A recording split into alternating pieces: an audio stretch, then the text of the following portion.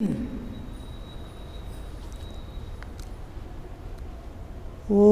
बंदूककुसुमाभासां पंचमुंडादिवासिने स्फुरच्चंद्रकलारत्ना मुकुटामुंडमालिने त्रिनेत्रां रक्तवसनां पीनोन्नतघटस्तने पुस्तकं चाक्षमालां च वरं चाभयकं क्रमात् ददतीं संस्मरे नित्यम् उत्तरां नायमानिताम् या चंडी मधुकैटवादिदैत्यदलने या माहिषोन्मूलिने या धूम्रेक्षणचण्डमुण्डमतने या रक्तबीजाशने शक्तिशुम्भ निशुम्भ दैत्यदलने या सिद्धिदात्री परा सा देवी नवकोटिमूर्तिसहिता मां पातु विश्वेश्वरे। ओं खड्गं चक्रगदेश चापपरिगां शूलं भुशुण्डीं शिरः शङ्खं सन्दधतीं करैस्त्रिनयनां सर्वाङ्गभूषावृतां नीलाश्मद्युतिमास्य पाददशकां सेवे महाकालिकां यामच्छैश्चैते हरो कमलजो हन्तुं मधुकैटभाम्। ఈ దేవి మహాత్మ్యంలో ప్రథమ చరిత్రం ప్రథమ అధ్యాయంలో మనం చూస్తున్నాము. మార్కండేయ ఋషి తన శిష్యుడికి చెప్పిన విషయం, దాంట్లో సురథ రాజా మరియు సమాధి అయిన వైశ్యుడు వీరి ఇరువురి కథ మనము తెలుసుకుంటున్నాము. ఇక్కడ వారిద్దరూ వచ్చి మేధ అనే ఋషి దగ్గర వచ్చి తమ దుఃఖాన్ని చెప్పుకుంటారు. వారిద్దరూ దుఃఖతప్తులై బంధుబాంధవులు అందరూ విముఖులై వారిని వంచితులై ఇక్కడికి వచ్చారు. వారికి అయినా వాళ్ళ పట్ల వారికి ఉన్న ఆ మమత, ఆ స్నేహం, అది బంధం వెళ్ళటం లేదు. వారి గురించే వారు ఎప్పుడూ ఆలోచించి దుఃఖిస్తున్నారు. ఇదన్నికి కారణం ఏమి అంటే ఇప్పుడు మేధా ఋషి వారికి ఈ మహామాయ గురించి చెప్పారు. మహామాయ జగన్మాత, ఆమె ప్రభావంతో ఇదంతా జరుగుతుంది అని చెప్పి, సాక్షాత్ విష్ణు కూడా ఆమె ప్రభావంతో యోగ నిద్రలో ఉన్నాడు అని చెప్పి, అప్పుడు ఆయనని యోగ నిద్ర నుంచి మేల్కొల్పడానికి బ్రహ్మదేవుడు జగన్మాతని పూజించాడు, జగన్మాతని స్తుతి చేశాడు. విష్ణు ఆయన స్తుతి చేస్తే ఆయన నిద్రలో ఉన్నాడు, ఆయన ఏం వినిపించుకోలేదు. అప్పుడు ఇంకా ఏం చేయాలి, ఎవరు విష్ణువుకి కూడా నిద్ర పుచ్చారో ఆ మహామాయని గురించి ఆయన ఒక స్తోత్రం చేస్తారు. ఆ స్తోత్ర ప్రభావంతో ఆమె ఆయన నిద్ర నుంచి జాగ్రత్త చేసి ఆయన ఈ అసురుతో యుద్ధం చేయడానికి ఆమె తన శక్తిని ప్రయోగిస్తుంది. సో ఈ బ్రహ్మదేవుడు చెప్పిన ఆయన చేసిన ఈ స్తోత్రం అది మనం ఈరోజు చదువుతున్నాము. దీనికి రాత్రి సూక్తం అని కూడా ఒక పేరుంది. ముందు ఇంకో క్లాస్లో మనం రాత్రి సూక్తం చదివాము. అయితే అది వేదోక్త రాత్రి సూక్తం, వేదాల్లో వచ్చే రాత్రి సూక్తం. ఇది తంత్రోక్త రాత్రి సూక్తం, అంటే తంత్ర ఈ శాస్త్రంలో వచ్చే ఇది కూడా రాత్రి సూక్తం అనే పేరు దీనికి కూడా వచ్చింది. బ్రహ్మదేవుడు రాత్రిదేవి జగన్మాత, ఎవరిని తామసి మహాకాళి అని చెప్తామో ఆమె గురించి ఆయన ఈ స్తోత్రం చేస్తారు. ఈ స్తోత్రం చేయడం వలన ఆమె ఈ విష్ణు యొక్క నిద్రాన్ని పోయేటట్లు చేస్తుంది. ఈ స్తోత్రం ఈరోజు మనం చదువుతున్నాము. బ్రహ్మ ఉవాచ త్వం స్వాహా త్వం సదా త్వం హివ షట్కారస్వరాత్మికా సుధా త్వమక్షరే నిత్యే త్రిధా మాత్రాత్మికా స్థితా అర్ధమాత్రా స్థితా నిత్యాయానుచ్చార్యా విశేషతః త్వమేవ సా త్వం సావిత్రీ త్వం దేవజననీ పరా త్వయేతద్ధార్యతే సర్వం త్వయేతత్సృజ్యతే జగత్ త్వయేతత్పాల్యతే దేవే తమత్సంతే చ సర్వదా. ఇక్కడ కొన్ని శ్లోకాలు చదివి ఆ మీనింగ్ చూసుకొని వెళ్దాం. ఇప్పుడు బ్రహ్మదేవుడు జగన్మాతను చెప్తాడు, నువ్వు నిత్య అంటే సనాతని, ఎప్పుడు ఉన్నావు, నీకు జన్మ మృత్యు అనేది ఉండదు, ఎప్పుడు ఉంటుంది, అందుకోసం ఇంకే నిత్య అంటాం. నిత్య తర్వాత నీ అక్షర అంటున్నారు. అక్షర అంటే ఎవరికి నాశనం లేనిదో అది అక్షర అంటాము. ఈ జగత్తంతా ఎప్పుడు పరివర్తనశీలం, నాశనం అవుతూ ఉంటుంది. అయితే జగన్మాతకి సృష్టి స్థితి లయ ఏది లేదు, ఆమె ఒకే విధంగా ఉంటుంది కాబట్టి ఆమె అక్షర. క్షర అంటే క్షయమయ్యేది, నాశమయ్యేది, ఆమె అక్షర అని చెప్తున్నారు. తర్వాత ఆమెను స్వాహ స్వద ఈ శబ్దాల నుంచి ఆమెను స్తుతిస్తున్నారు. ఇక స్వాహ అంటే ఏమిటి అని తెలుసుకోవాలి. ఇప్పుడు ఆ కాలంలో యాగయజ్ఞాదులను ఎప్పుడు చేసేవారు కదా, ఈ యాగయజ్ఞాదుల్లో దేవతలకి ఆహుతి ఇచ్చేటప్పుడు స్వాహ అని ఆహుతి మంత్రాన్ని చెప్తారు. ఇప్పుడు ఇంద్రాయ స్వాహ, వరుణాయ స్వాహ, యమాయ స్వాహ ఇలా చెప్తాం. అంటే ఈ స్వాహ అని ఆహుతి మంత్రం దేవతల క్షేత్రంలో మాత్రమే మనం వాడతాం. అదే స్వధ అనే శబ్ది పితృవులు, మన యాన్సెస్టర్స్, వారికి కూడా ఆహుతి ఎప్పుడైనా ఇస్తే పితృభ్యో స్వధ అంటారు, అక్కడ స్వాహ అని వాడు. ఇలా ప్రతి ఒక్కరికి ఒక ప్రత్యేకమైన ఇలా మంత్రాలు ఉన్నాయి. ఆ మంత్రాలలో వారిని మనము అర్చించాలి, వారికి ఆహుతి ఇవ్వాలి. ఈ జగన్మాత గురించి బ్రహ్మదేవుడు అంటున్నారు, నువ్వే స్వాహ స్వధ. స్వాహ రూపంలో మనము ఆహుతి ఇచ్చినప్పుడు దానిని దేవతలకి అందేటట్లు చేసేది నువ్వే. అలా స్వధ అని చెప్పి ఆహుతి ఇచ్చినప్పుడు అది పితృవులకి అందేటట్లు చేసేది కూడా నువ్వే వషట్కార మరి స్వరాత్మిక అని చెప్తున్నారు. వషట్కార అంటే యజ్ఞ మంత్ర స్వరూప అని చెప్తున్నారు. ఇక్కడ అంతా ఆ కాలంలో యాగయజ్ఞాదులు ఎక్కువ చేసేవారు. ఈ చండీ పూజ కూడా యజ్ఞంలాగే హోమం చేసే ఒక పూజా పద్ధతి, ఒక పూజా విధానమే అని చెప్పాము. ఇది ఊరికే మనం స్తోత్రం చేయడం అలా చాంటింగ్ అలా కాదు, గీత అలా అంటే అలా చేస్తాం. కానీ ఇది ప్రతి ఒక్క మంత్రము శ్లోకము మంత్రంలాగే ఆహుతి ఇస్తారు. అందుకోసం ఇది కూడా యజ్ఞ స్వరూపంగా ఉంటుంది. అందుకే వషట్కార యజ్ఞంలో ఉచ్చరించే ఈ మంత్రాలు అది యజ్ఞ స్వరూపం నువ్వే. స్వరాత్మిక అంటే స్వరాలు, ఇప్పుడు స్వరాలను ఉచ్చరించి మనం ఆహుతి ఇస్తాము. ఇప్పుడు ఊరికే స్వర అంటే రెండు అర్థంగా తీసుకోవచ్చు. ఒకటి స్వరాలు వ్యంజనాలు అంటాం, వర్ణాక్షరాలు, ఆకారం ఆ ఈ అక్కడ ఉంటే ఆహా వరకు స్వరాలు అంటారు, తర్వాత వ్యంజనాలు అంటారు. అలా అన్ని అకారాది అన్ని అక్షరాల రూపంలో ఉన్నది నువ్వే అని తీసుకోవచ్చు. ఇంకొకటి స్వరాత్మిక అంటే ఈ వేదిక్ చాంటింగ్ మంత్రాలు ఇప్పుడు చెప్పేటప్పుడు ఒక పద్ధతి ఉంది. అది ఇప్పుడు మనకు పాట పాడేటప్పుడు సంగీతంలో ఎలా సప్త స్వరాలు ఉంటాయో సరిగమ పదని, ఇక్కడ అన్నీ ఉండదు, 3 ఉంటాయి. అది కొన్ని స్వరాలు పైకి చెప్తాము, కొన్ని స్వరాలు క్రింద చెప్తాము, కొన్ని స్వరాలు మధ్య లెవెల్లో ఉంటుంది. ఏది పైకి వెళ్తుందో అది ఉదాత్త స్వరం అంటాం, ఏది క్రింద వెళ్తుందో అది అనుదాత్త స్వరం అంటాం. మధ్య లెవెల్లో ఉండేది దానికి స్వరిత అంటారు. ఈ 3 రూపాలలో స్వరాత్మిక స్వరాలను ఉచ్చారణ చేసి మనము ఈ మంత్రాలను చెప్పేది అంటే అది ఆ స్వరూపం నీదే, ఆ జగన్మాతయే ఆ స్వరూపంలో ఉంది, స్వరాత్మిక ఉంది అని చెప్తున్నారు. మనం ఇప్పుడు దేవీ సూక్తం చెప్పేటప్పుడు ఓం అహం యజ్ఞేభి అంటాం. ఒక స్వరం పైకి వెళ్తుంది, ఒక స్వరం క్రిందకు ఉంది, ఒక మధ్య ఉంది. అలా వేదిక్ చాంటింగ్ అది ఏదైనా అలా ఉంటుంది. సో ఇక్కడ కూడా అలా ఈ 3 స్వరాల రూపంలో ఉన్నది కూడా నువ్వే. తర్వాత అర్ధమాత్రా స్థిత నిత్య సుధా తర్వాత అమృత స్వరూప, దేవతలకి భోగ్యం, దేవతలు దేన్ని భుంజిస్తారో ఆ అమృత స్వరూప కూడా నువ్వే. త్రిధా మాత్రాత్మిక స్థిత అంటే 3 మాత్ర రూపంలో ఉన్నది నువ్వే అని చెప్తున్నారు. 3 మాత్ర అంటే 2 విధాలుగా తీసుకోవచ్చు. ఒకటేమో స్వరాలు ఉచ్చారణ చేసేటప్పుడు హృస్వ దీర్ఘ ప్లుత అంటారు, 3 విధాలుగా.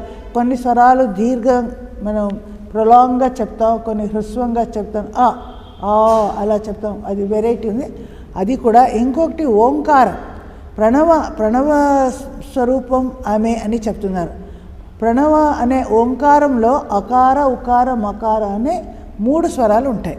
అందుకే ఈ త్రిధా మాత్రాత్మిక అంటే ఈ అకార ఉకార మకార ఈ స్వరూపంలో ఉన్నది కూడా నువ్వే. ఓంకారం లేదా ప్రణవంలో అది బ్రహ్మ ప్రణవ అక్షరం అంటే ఏదైనా పూజ, దేవికైనా దేవతకైనా అందరికీ మనం దేవ్యై నమ, ఓం దేవ్యై నమ అని చెప్తాం. అలా ఓం సరస్వత్యై నమ, ఎక్కడైనా దేవతలైనా సరే దేవి అయినా ఎప్పుడు ఓంకారాన్ని మనం వాడతాం. సో ఈ ఓంకారంలో ఉన్న అకార ఉకార మకార ఈ 3 ఉన్నాయే, ఆ త్రిధా మాత్ర ఈ 3 మాత్రా రూపంలో ఉన్నది ఎవరు అంటే అది మహామాయ జగన్మాతయే అని చెప్తున్నారు. తర్వాత అర్ధమాత్రా స్థిత నిత్య యానుచ్చార్య విశేష అంటే ఈ 3 మాత్రల తరువాత చివరికి ఓం అని చెప్పినప్పుడు చివరికి అర్ధమాత్ర లేదా అమాత్ర ఉంది అంటారు. ఆ అనుస్వరం లాస్ట్లో ఉంటుంది, అది అమాత్ర లేదా అర్ధమాత్ర అంటారు. ఈ ఓంకారానికి మన శాస్త్రాల్లో చాలా ప్రాధాన్యత ఇవ్వబడింది. ఇది ఎన్నో విషయాలను సూచిస్తుంది. మన మానవ జీవితంలో చూస్తే ఇప్పుడు జాగ్రత్త, స్వప్న, సుషుప్తి ఈ 3 అవస్థలు ఉన్నాయి. ఈ 3 అవస్థలని అకార ఉకార మకారాలు అది ప్రతీకమని చెప్తారు. అలాగే చివరికి ఉన్నాయి అమాత్ర అని చెప్తామే లాస్ట్లో, అది తురీయావస్థకి ప్రతీకమని చెప్తున్నారు. ఓం అని చెప్పినప్పుడు లాస్ట్కు ఉన్నది అది తురీయ అవస్థకి ప్రతీకం. అందుకే అర్ధమాత్రా స్థిత నిత్య అంటే అర్ధమాత్ర అయిన అది కూడా నువ్వే. యాన్ ఉచ్చారి అంటే దేనిని సరిగా ఉచ్చారణ చేయడానికి మనకి అవదు. న ఉచ్చార్య న ఉచ్చార్య విశేష అంటే అది సరిగా పూర్తిగా ఉచ్చారణ చేయలేం. ఈ ఓంకారంలో అది పూర్తిగా ఉచ్చారణ, ఓం అనే లాస్ట్ అనేది పూర్తిగా ఉచ్చారణ ఉన్నది. అందుకే అమాత్ర అర్ధమాత్ర అంటారు. ఆ రూపంలో ఉన్నది లేదా వాక్యాతీతమైనది ఆ తురీయావస్థ, అది కూడా నువ్వే సావిత్రి దేవజనని, దేవతలకి జనని అయిన ఆది మాత సావిత్రి అంటారు. ఆమె వేదజనని సావిత్రి, గాయత్రి అని కూడా అంటారు. అది కూడా నువ్వే అని చెప్తున్నారు. తర్వాత త్వయైత ధార్యతే సర్వం త్వయైత సృజ్యతే. ఈ జగత్ సమస్తం ఎవరు సృజించారు అంటే జగన్మాత ద్వారానే అది సృజింపబడింది. నువ్వే దాన్ని ధారణ చేసి ఉన్నావు అంటే దానిని పట్టుకొని ఉన్నావు. లేదంటే అన్నీ ఇక్కడ ఏదైనా యాక్సిడెంట్ జరగకుండా అన్నీ ఒక క్రమబద్ధంగా పద్ధతిగా ఎలా వెళ్తుంది ఎలా అంటే అది జగన్మాత ఒక ప్రభావం శక్తి వలనే మనం అందరం ఇలా ఉన్నాం. ఒక నిలబడి ఉన్నాము, కూర్చొని ఉన్నాము, శ్వాస ప్రశ్వాసాలు అన్నీ ఈ గ్రహ నక్షత్రాలు అన్నీ ఎవరో ఒకరు కంట్రోలర్ అని నియంత్రణ చేసేవారు ఉండాలంటే అది జగన్మాత. నీ ద్వారా ఈ సర్వము ఈ జగత్తంతా ధారణ చేసి ధరించబడి ఉంది. తర్వాత సృజ్యతే అంటే సృష్టి చేసింది కూడా నువ్వే. సృష్టి స్థితి పాలన ఇవంతా నువ్వే చేస్తున్నావు. త్వయైతత్ పాల్యతే పాలన శక్తి కూడా నువ్వే అని చెప్తున్నారు.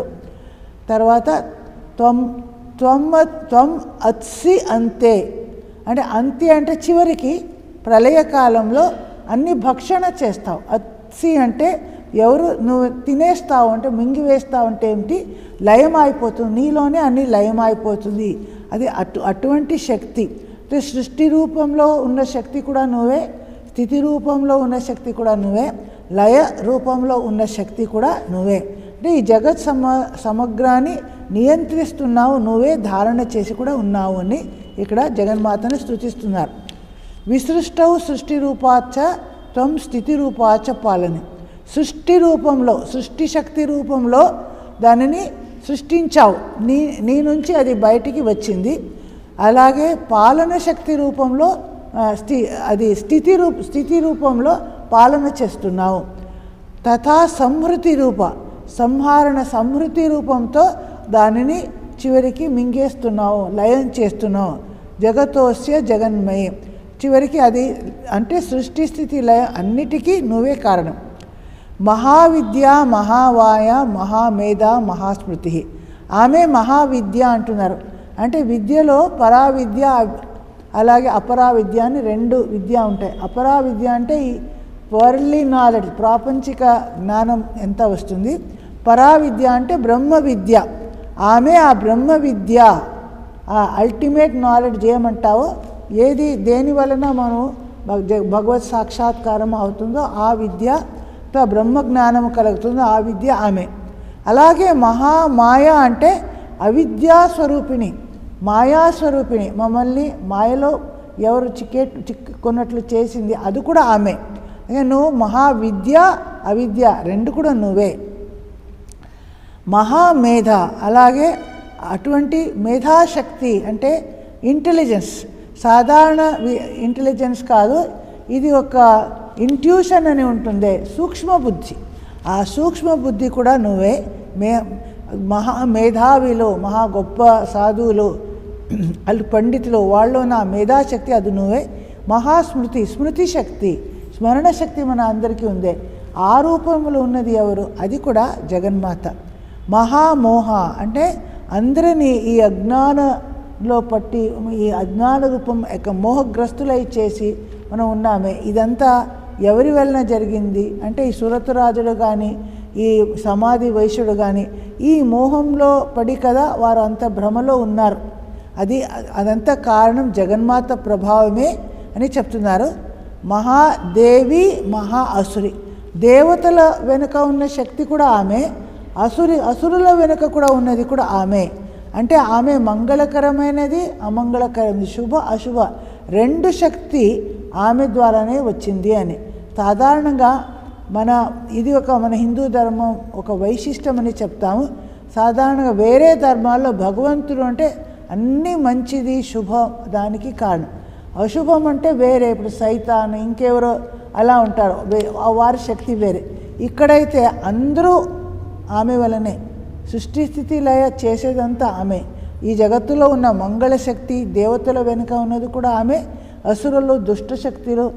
ఇక్కడ శారదాదేవిని మనం స్మరించుకోవచ్చు. ఆమె చెప్తుంది, సజ్జనులకు కూడా నేనే తల్లిని, దుర్జనులు వారికి కూడా నేనే తల్లిని, అందరూ నా ద్వారానే వచ్చారు అని చెప్తుంది. అలా ప్రకృతిస్త్వం హి సర్వస్య గుణత్రయ విభావిన్. అందరి ప్రకృతి అనే సర్వభూత ప్రకృతి, మన రూట్ మన ఎక్కడ ఉంది, మూల ప్రకృతి, మన స్వభావం ఆమె వలన వచ్చింది. గుణత్రయ అంటే సత్వ, రజ, తమ అనే మూడు గుణాలు మనలో ఉన్నాయి. ఈ పరిణామం ఎలా వస్తుంది, ఎవరిస్తున్నారు అంటే అది జగన్మాత మహామాయ, ఆమె ద్వారానే వచ్చింది. ఆమె కాలరాత్రి, మహారాత్రి, మోహరాత్రి అనే మూడు రూపంలో దారుణంగా అంటే భయంకరంగా ఉన్నది అని చెప్తున్నారు. ఇప్పుడు కాలరాత్రి, ఈ మూడు రాత్రి ఏం తేడా అంటే బ్రహ్మదేవుడికి ఎప్పుడు బ్రహ్మదేవుడు లయమైతే అది కాలరాత్రి అని చెప్తున్నారు. మహారాత్రి అంటే ఈ సమగ్ర జగత్తంతా లయమయ్యేది, అది మహారాత్రి. మళ్ళీ ప్రతిరోజు మనుషులు, మానవులకి ఒక రాత్రి, మనం ప్రతిరోజు రాత్రి నిద్రపోతామే, ఇది మోహరాత్రి అని చెప్తున్నారు. ఈ మూడు రూపంలో ఉన్నది అన్నీ అదే, ఆ మహామాయ ఒకరే అని చెప్తున్నారు.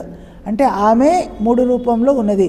అలాగే ఇంకో చెప్తున్నారు, సత్వగుణం ఉందే, అది లయం అవుతుంది, అది కాలరాత్రి బ్రహ్మదేవుడిది. అలాగే రజోగుణం, ఈ లయస్థానం, ఈ జగత్ లయస్థానం, అది మహారాత్రి, మహారాత్రి. ఇంకా మోహరాత్రి అంటే తమో గుణానికి లయస్థానం, అది మోహరాత్రి అని ఇక్కడ చెప్తున్నారు. ఇలా ఒక భయంకరమైన మన అజ్ఞానానికి కారణం ఆమె అని చెప్పొచ్చు. త్వం శ్రీ త్వం ఈశ్వరి త్వం హ్రీ త్వం బుద్ధిర్బోధ లక్షణ. త్వం శ్రీ త్వం ఈశ్వరి త్వం హ్రీ త్వం బుద్ధిర్బోధ లక్షణ.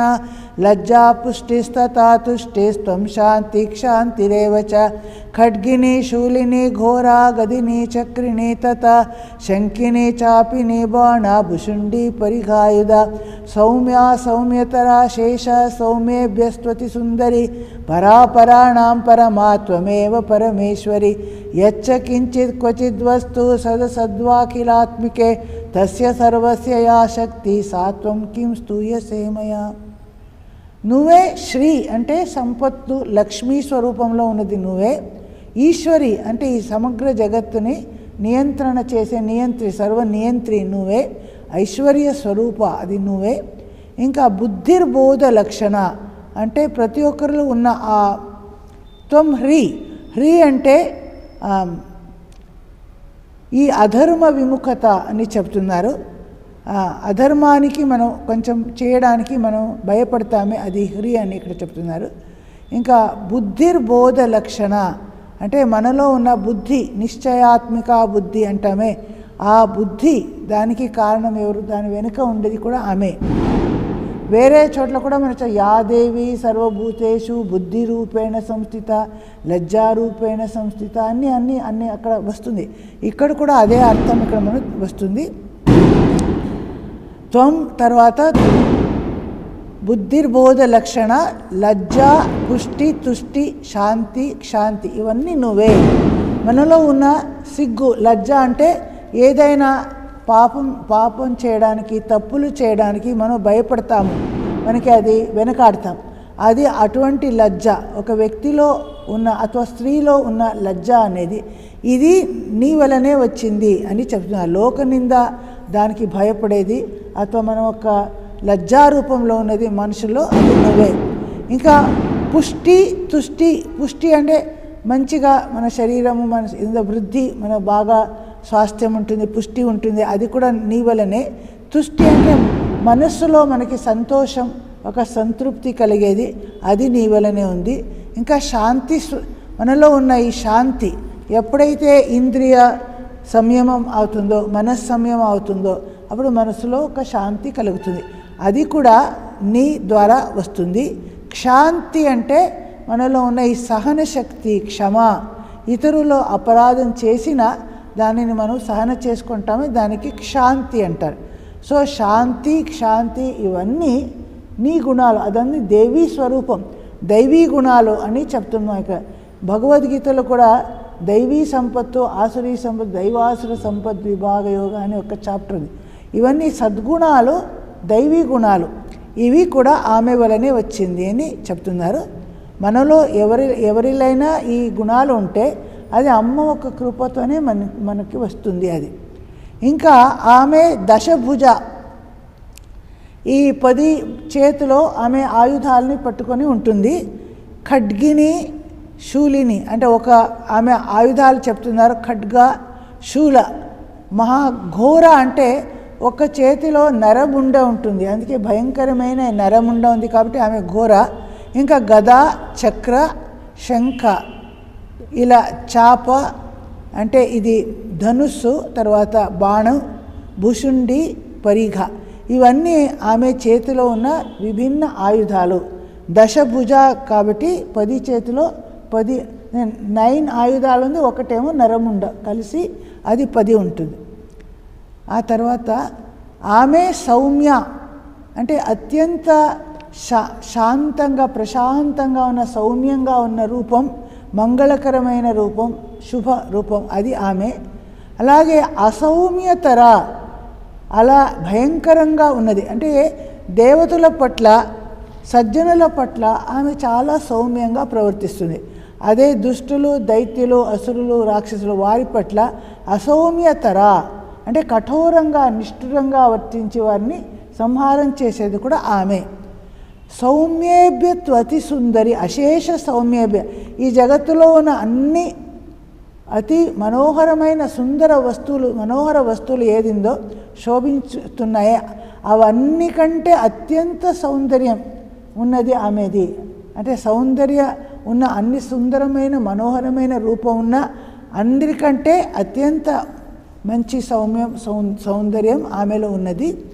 పరాపరాణం పరమ అంటే ఆమె పరాణం అంటే బ్రహ్మాది అందరికంటే శ్రేష్ఠ, ఆమె అందరికంటే ఉత్కృష్టంగా, శ్రేష్టంగా ఉన్న దేవి అని చెప్తారు.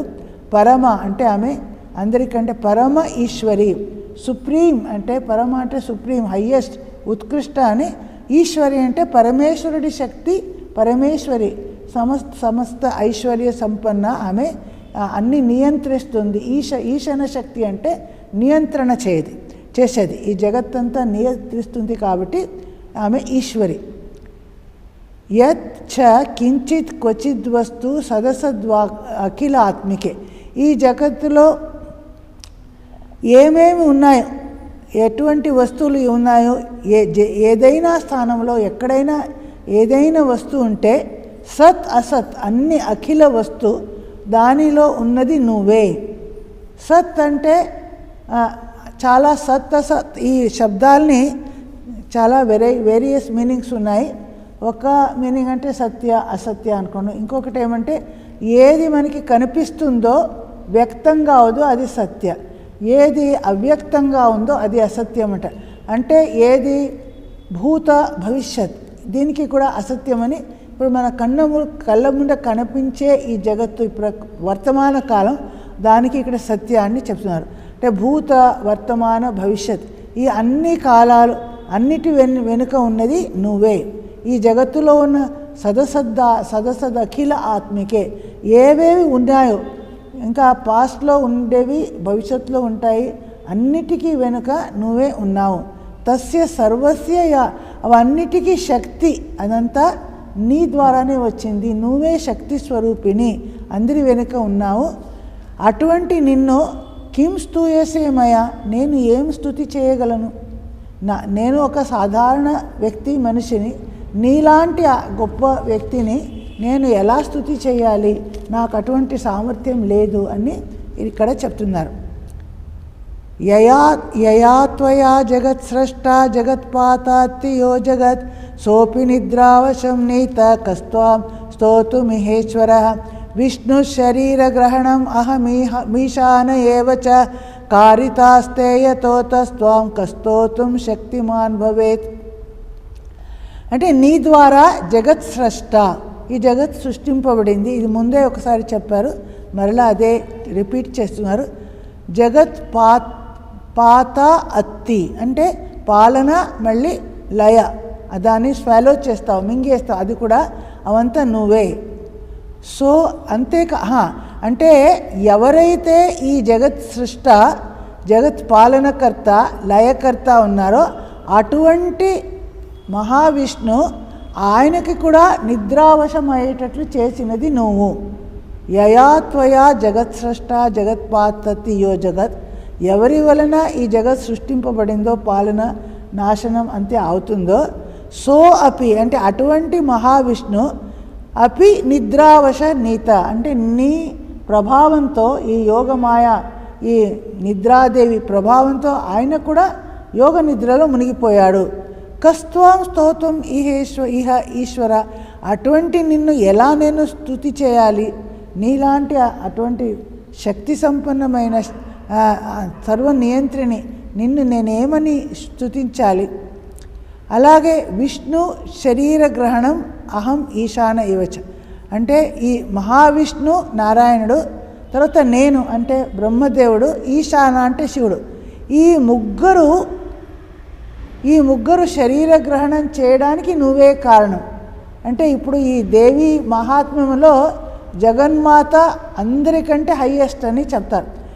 ఇప్పుడు భాగవతం విష్ణు భాగవతం అక్కడంటే విష్ణుకి అందరికంటే ప్రాధాన్యత ఇస్తాం. ఇక దేవి భాగవతం దేవి మహాత్మ్యం ఇక్కడ జగన్మాత అల్టిమేట్. అంటే ఈవెన్ విష్ణు బ్రహ్మ మహేశ్వర వీరందరూ కూడా ఆ జగన్మాత నుంచి సృష్టించబడ్డారు. ఆమె ఆజ్ఞానువర్తులుగా వారు పని చేస్తారు. వారికి ఇండిపెండెంట్గా చేసే శక్తి లేదు. జగన్మాత అందరినీ నియంత్రించగలదు అని ఇక్కడ చూస్తాం. విష్ణు బ్రహ్మదేవుడు ఈశ్వరుడు అందరి శరీర గ్రహణం చేయడానికి కారణం నువ్వే. కారిత అస్తే అలా అటువంటి నిన్ను నేను ఎలా నేను స్తుతించడానికి నాకు ఎక్కడ శక్తి ఎక్కడ ఉంది? నాకు ఎటువంటి శక్తి లేదు, సామర్థ్యమే లేదు. నీలాంటి మహా జగన్మాతని స్తుతించే సామర్థ్యం నాకు లేదు. సాత్వమిత్తం ప్రభావై స్వైరుదారైర్దేవి సంస్థుత మోహయైతౌ ధురాదర్శ వసురౌ మధుకైటభౌ ప్రబోధంచ జగత్స్వామి నీయతామచ్యుతో లఘు బోధశ్చ క్రియతామస్య హంతుమేతౌ మహాసురౌ.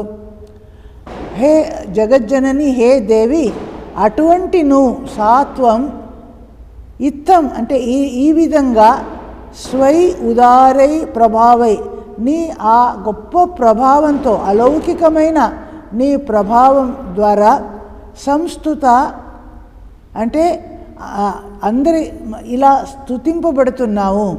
సాత్వమిత్తం ప్రభావై స్వైరుదారైర్దేవి సంస్థుత అందరి ద్వారా నువ్వు స్తుతింపబడుతున్నావే. అటువంటి నువ్వు నీ ద్వారా స్తుతింపబడి ఈ మధు కైటవ ఈ ఇద్దరు అసురులు దురాదర్శ అంటే వారిని జయించడానికి చాలా కష్టం. అటువంటి అత్యంత ప్రబలులైన దుర్జయులైన ఈ అసురులు ఇద్దరు ఉన్నారే వారిని నువ్వు మోహయ ఏతవు వీరిని మోహగ్రస్తంగా చెయ్యి. ఇది బ్రహ్మదేవుడు జగన్మాతని ఇలా ప్రార్థిస్తున్నాడు. వీరు చాలా ప్రబలంగా ఉన్నారు. వీరిని సంహరించడం అంత ఈజీ కాదు, ఎవరికీ కాదు. అందువల్ల ఇది నీ వలనే చేయాలి. నువ్వేం చేయాలి? వారిద్దరిని మోహింపబడి అలా చేయాలి. అలాగే ప్రబోధంచ జగత్స్వామి నియతాం అచ్యుతోలగు. అచ్యుత అంటే ఎవరికి చ్యుతి లేదు, మహావిష్ణు జగత్స్వామి. ఆయనని ప్రబోధం అంటే ఆయన నిద్ర నుంచి మేల్కొల్పాలి. ఆ పని కూడా నువ్వే చేయాలి. లఘు అంటే శీఘ్రంగా త్వరగా ఈ పని చెయ్యి. బోధశ్చ క్రియతామస్య అంటే ఆయన ఎందుకు ఆయనను లేపాలి? హంతుం ఏతౌ మహా అసురు ఈ మహా అసురులు మధు కైటవ వీరిద్దరిని సంహారం చేయడానికి ఆ విష్ణువుని నువ్వు మేల్కొల్పాలి అని ప్రార్థిస్తున్నారు. ఇక్కడ బ్రహ్మదేవుడు ఇలా ప్రార్థిస్తున్నారు. అంటే ఆమెకి ఇక్కడ రెండు పని ఉంది. ఒకటి విష్ణుని నిద్ర నుంచి మేల్కొల్పాలి, రెండవది ఆ అసురులని కూడా మోహింప చేయాలి అని చెప్తున్నారు. ఋషిరువాచ ఏవం స్తుతా తదా దేవి తామసి తత్ర వేదసా విష్ణు ప్రబోధనార్థాయ నిహంతుం మధుకైటభౌ నేత్రస్య నాసికా బాహు హృదయేభ్యస్తతో రసః నిర్గమ్య దర్శనే తస్థో బ్రహ్మణో వ్యక్తజన్మనః ఉత్తస్థౌ చ జగన్నాథస్తయా ముక్తో జనార్దనః ఏ కారణవే అహిశయనా తతస్స దదృచ చస్తౌ మధుకైటవౌ దురాత్మానావతి వీర్యపరాక్రమౌ క్రోధరక్తేక్షణావత్తు బ్రహ్మాణం జనితోద్యమౌ సముత్థాయ తతస్తాభ్యాం యుదే భగవాన్ హరిః పంచవర్షసహస్రేణ బాహుప్రహరణో విభుః. ఇక్కడ ఋషి అంటే మేధా ఋషి చెప్తున్నారు. ఏవం స్తుతా తదా దేవి ఇలా స్తుతింపబడి ఆ జగన్మాత దేవి ఎవరి వేధస అంటే బ్రహ్మదేవుడి ద్వారా స్తుతింపబడిన ఆ తామసీదేవి ఎవరిని మేము మహాకాళి అని చెప్పాము, తామసి అని చెప్తున్నాము, ఆ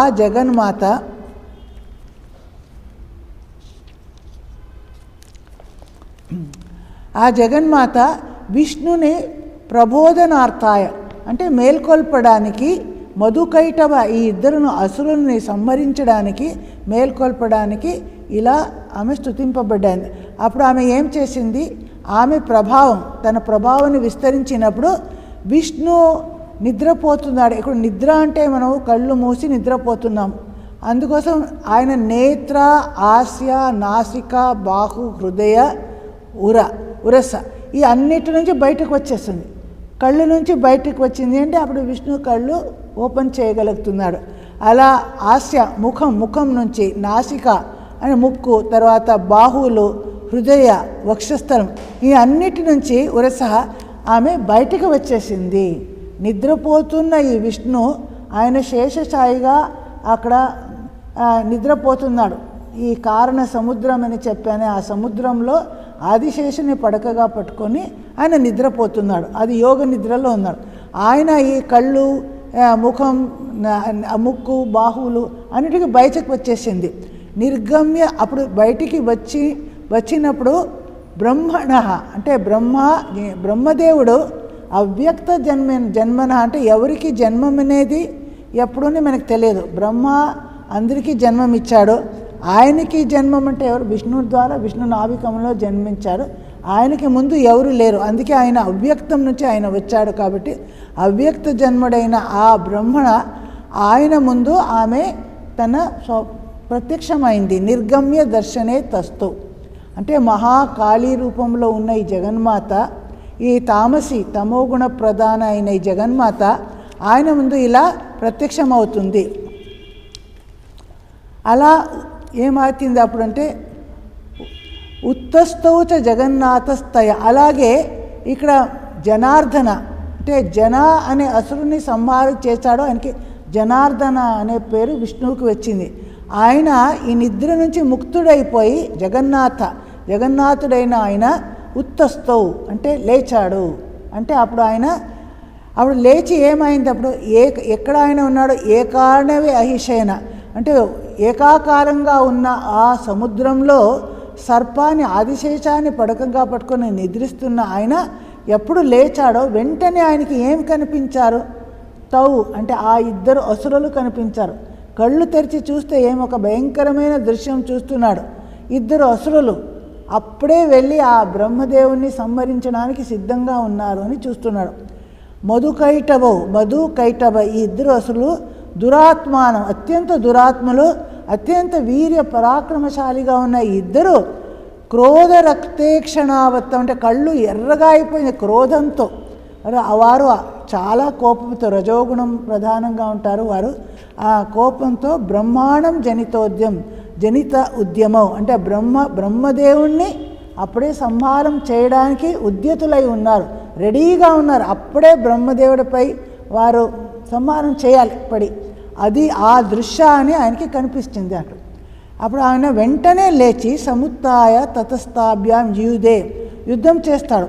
భగవాన్ హరి ఎన్ని పంచవర్ష సహస్రాన్ని 5,000 సంవత్సరాలు ఆయన యుద్ధం చేస్తున్నాడు. ఎలా యుద్ధం, బాహుప్రాణ అంటే బాహువులతో ఏం ఆయుధం లేకుండా అంటే కుస్తీ చేస్తారు, అలా బాహుయుద్ధాన్ని ఆయన చేస్తున్నాడు. ఎందుకు ఇన్ని సంవత్సరాలు పడిందా? సాక్షాత్ విష్ణు ఆయన మహాశక్తిశాలి, మనకి తెలుసు, సృష్టి స్థితి లయాన్ని ఆయన చేస్తాడు. అటువంటి విష్ణు ఆయనకి ఈ అసురులను సంహరించడం అంత సాధ్యం కాదు అని మనకు అర్థమవుతుంది. ఈ అసురులు చాలా ప్రబలంగా ఉన్నారు, చాలా శక్తిశాలిగా ఉన్నారు. దానికి ఇంకొక కారణము ఇక్కడ ఈ దేవీ మహాత్మ్యంలో చెప్పలేదు, కానీ దేవీ భాగవతం అని ఇంకో పురాణం ఉంది. ఇప్పుడు దేవీ మహాత్మ్యం మేము చదువుతున్నది దేవీ మహాత్మ్యం లేదా చండీ, ఇది దేవీ భాగవతం అని కూడా ఒక పురాణం ఉంటుంది. ఎలా భాగవతం విష్ణు లైఫ్ అంతా విష్ణు భాగవతం, దాంట్లో భాగవతం ఉంది. అలాగే దేవీ భాగవతం అని కూడా ఒకటి ఉంది. అది దేవి యొక్క మహిమని గురించి చెప్పే అది పుస్తకం, ఆ గ్రంథం. ఇది సేమ్ కాదు. దేవీ మహాత్మ్యం మళ్ళీ దేవీ భాగవతం పూర్తిగా ఒకటే కాదు, కొన్ని తేడాలు ఉన్నాయి. ఫర్ ఎగ్జాంపుల్ ఇక్కడ ఆ దేవీ భాగవతలో ఈ మధుకైటభ వధ గురించి ఈ స్టోరీ కొంచెం వేరేగా చెప్పబడింది. అక్కడ ఏం చెప్తున్నారు అంటే, ఈ స్టోరీ ఎవరు చెప్తున్నారు ఇక్కడ అంటే మనకి తెలుసు, ఈ మేధా ఋషి సురత మళ్ళీ వీరిద్దరికి చెప్తున్నాడు అని లేదా మార్కండేయ ఋషి తన శిష్యుడికి చెప్తున్నాడు, దాంట్లో ఈ స్టోరీ వచ్చింది అని. కానీ అక్కడ అలా ఉండదు. సూత మహాముని శౌనకాది ఋషులకి చెప్పారు. అలాగే భాగవతం కూడా అలాగే మనకు తెలుసు, శ్రీకృష్ణుడి జన్మ అంతా సూత మహాముని అలా చెప్తాడు, మనం వింటాం. ఇది కూడా అలాగే సూత మహాముని వారికి శౌనకాది ఋషులకు ఈ కథ చెప్తున్నారంట.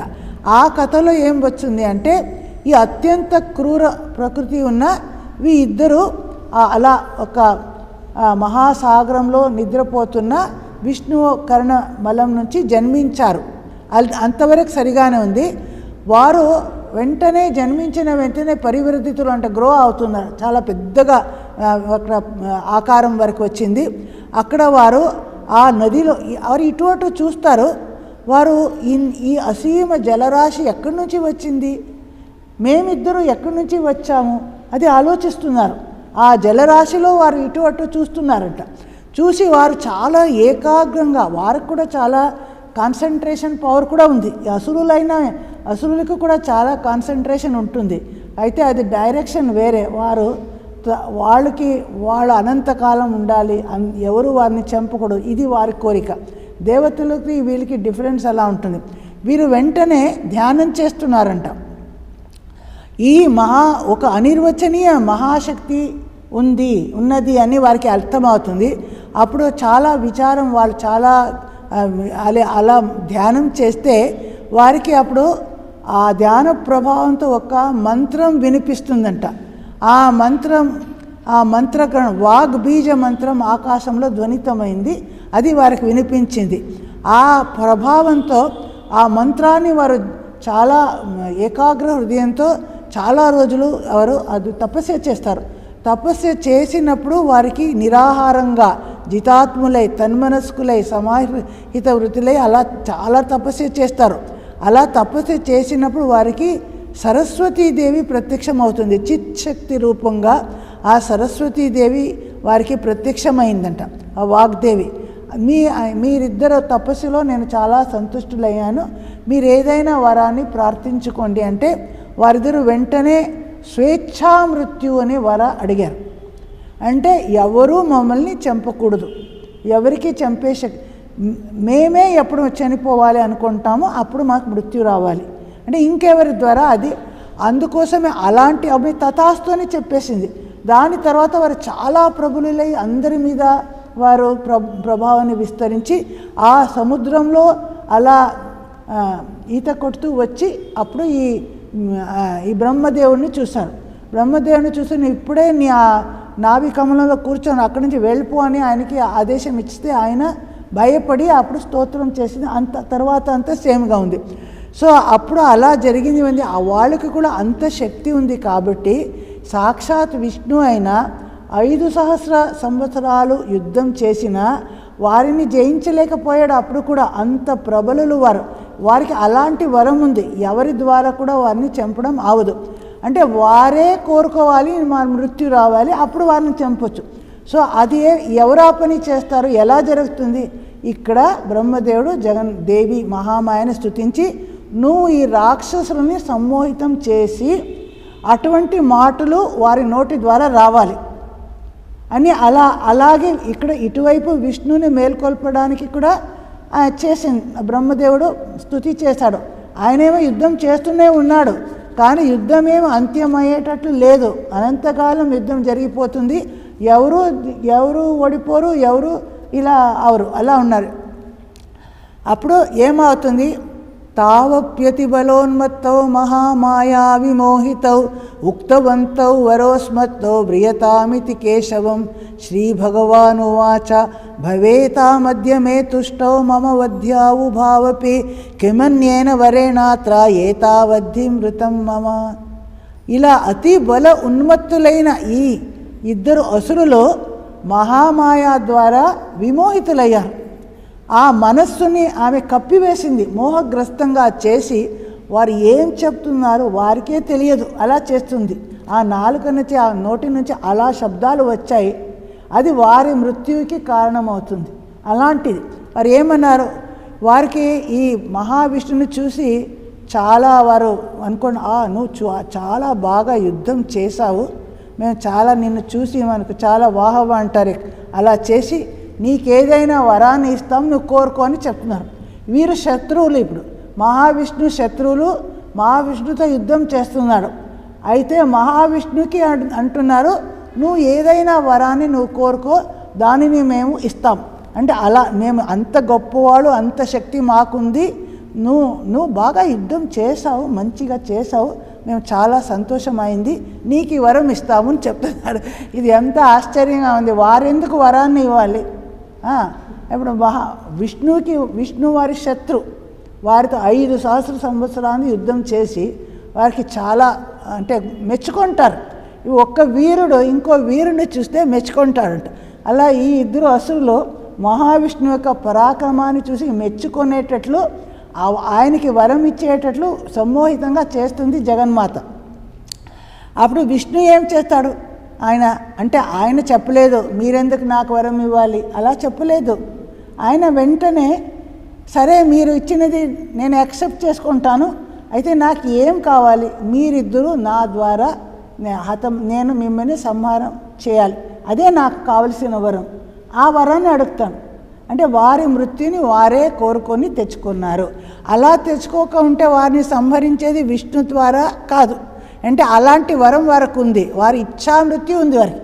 వారే కోరుకుంటున్నారు నా మృత్యు అవ్వాలి అంటే. నువ్వు ఏదైనా కోరుకో అన్నప్పుడు అది వారికి వరాన్ని ఇవ్వాలి. ఆయన కోరుకుంటాడు మీరిద్దరూ నా దగ్గర అంటే సంహరింపబడాలి. ఇది కాకుండా నాకు ఇంకేం వ్రతం ఉంది, ఇదొక్కటే నేను అడిగే వరం, నా కోరిక ఇదే అంటారు. అప్పుడు ఇంకా వారు అలా ఇంకా లేదు ఇవ్వము అని చెప్పకపోతారు. అంటే వరం ఇచ్చారు కాబట్టి ఆ వచనబద్ధంగా అయిపోయారు.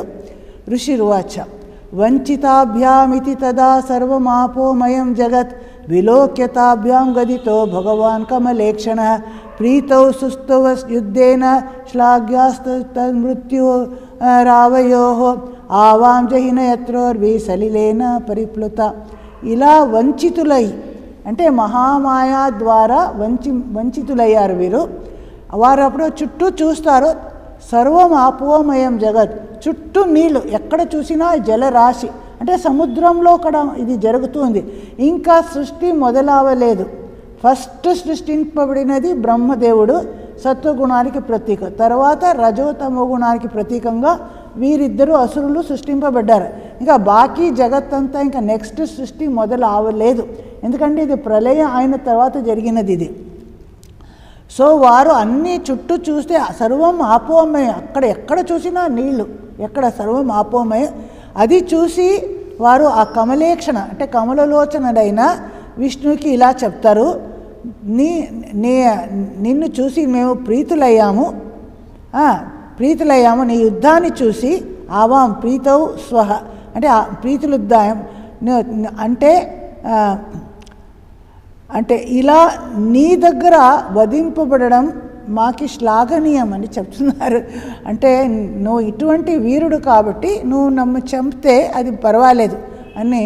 శ్లాఘౌ ఆవయోహ మృత్యు త్వత్తః అంటే నీ ద్వారా మేము చంపబడతాము, అది కూడా పర్వాలేదు అని ఒప్పుకుంటారు, వారే ఒప్పుకున్నారు. అలాంటి వర్డ్స్ వారి నోటి నుంచి వచ్చింది మహామాయ ఇచ్చతో. అయితే ఒక్క కండిషన్ పెడతారు, అదేమంటే ఎక్కడైతే నీళ్లు లేదో అక్కడ నువ్వు నన్ను చంపాలి. ఎక్కడ చూసినా నీళ్ళే ఉంది కదా. ఆవాం జహి న యత్ర ఊర్వి సలిలేన పరిప్లుత, ఏ ప్రదేశము నీటిలో అలా తడిచిపోలేదో అటువంటి ప్రదేశంలో నువ్వు మమ్మల్ని చంపాలి అని ఒక్క కండిషన్ మాత్రం పెడితే. ఋషిరువాచ తథేత్యుక్త్వా భగవతా శంఖచక్రగదాభృత కృత్వా చక్రేణ వైశ్చిన్నే జగనే శిరసీతయోః ఏవమేషా సముత్పన్నా బ్రహ్మణాం సంస్థుతా స్వయం ప్రభావమస్యా దేవ్యాస్తు భూయ శృణు వదామితే. అప్పుడు ఋషి అంటే మళ్ళీ మేధా ఋషి ఈ స్టోరీ కంటిన్యూ చేస్తున్నాడు. తథా ఇతి ఉక్త్వా తథా అస్తు అని విష్ణు ఒప్పుకొని శంఖచక్ర గదాధారి అయిన విష్ణుడు, భగవంతుడైన విష్ణుడు వారిని తన ఒడిలో కూర్చోపెట్టి, నీళ్ళలో కదా, ఆయన ఆదిశేషం మీద ఉన్నారు కదా, ఆయన చుట్టూ నీళ్ళుంది, నీళ్ళలో పెట్టకుండా వారిద్దరినీ తన ఒడిలో పెట్టుకొని అక్కడ జంఘా దేశంలో పెట్టుకొని చిన్నే తన చక్ర ద్వారా ఆయన శిరస్సు చిన్నంగా చేశాడు. ఇద్దరిని అలా చంపేస్తాడు, హతమారుస్తాడు. ఇలా బ్రహ్మదేవుడి ద్వారా సంస్థుత అయి నీ ప్రభావంతో ఉద్భవించిన ఈ జగన్మాత, ఆమె శక్తి వలనే ఈ మహావిష్ణు ఈ ఇద్దరు అసురుల్ని ఇలా సంహరించగలిగాడు. అదంతా నీ ప్రభావమే అని, ఈ దేవీ ప్రభావంతో ఇదంతా జరిగింది అని మేధా ఋషి ఇక్కడ చెప్పి, ఇంకా భవిష్యత్తులో ఆమె శక్తి ఏముంది మహామయ, అది ఇంకా తరువాతి అధ్యాయాలు నేను మరలా నీకు చెప్తాను అని ఇక్కడికి ఈ బ్రహ్మకృత దేవి ఇది స్తోత్రం, ఈ రాత్రి సుఖం ఈ దేవి స్తోత్రం ఇక్కడ ఎండ్ అవుతుంది. ఇతి శ్రీ మార్కండేయ పురాణే సావర్ణికే మన్వంతరే దేవీ మహాత్మ్యే మధుకైటభవదో నామ ప్రథమోధ్యాయ. అంటే ఈ మార్కండేయ పురాణంలో